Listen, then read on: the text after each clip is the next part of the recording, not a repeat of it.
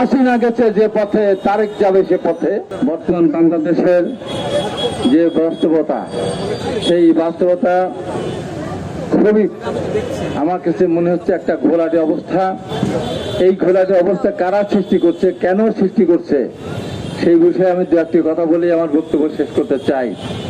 সেটা হলো, আমরা মনে করেছি লন্ডন বৈঠকের পর আমাদের দলের ভারপ্রাপ্ত চেয়ারম্যান বাংলাদেশের মানুষ যাকে আগামী দিনে এই রাষ্ট্রের বিনির্মাণের জন্য যারা গ্রহণ করে নিয়েছেন, সেই আমাদের জনাব তারেক রহমানের সঙ্গে প্রধান উপদেষ্টার বৈঠকের পর এই দেশের মানুষ আশ্বস্ত হয়েছিল এবং আমাদের এই দেশকে যারা সাহায্য সহযোগিতা করে, IMF থেকে শুরু করে বিশ্বব্যাংক, তারা টাকা ছাড় করা শুরু করেছিল যে বাংলাদেশে একটি সুস্থ নির্বাচনের মধ্য দিয়ে একটি সুস্থ গণতান্ত্রিক ধারায় বাংলাদেশ অচিরে ফিরে আসবে।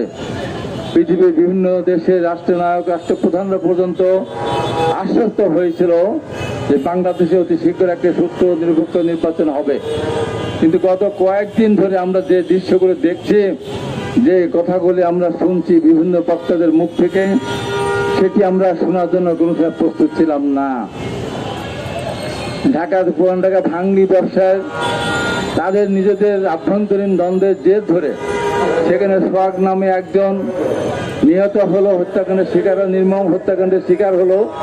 আমরা সেই হত্যাকাণ্ডের নিন্দা জানিয়েছিলাম। আমাদের দলের দু একজন ওই ব্যবসায়ের সঙ্গে জড়িত থাকার কারণে দল থেকে তাদেরকে বহিষ্কার করা হয়েছিল, প্রশাসনকে তাদেরকে গ্রেপ্তার করার কথা বলা হয়েছিল। আমাদের কোনো আইনজীবী তাদের আইনজীবী হিসাবে কোর্টে দাঁড়াতে চাননি, ঘোষণা দিয়ে বলেছিলেন। তারপরও কেন স্লোগান হলো হাসিনা গেছে যে পথে তারেক যাবে সে পথে, তিনি চলে কাওয়া, তারেক রহমানের নামে আরো সব কি আজে বাজে কথাবার্তা। এই সাহস কোথা থেকে পান?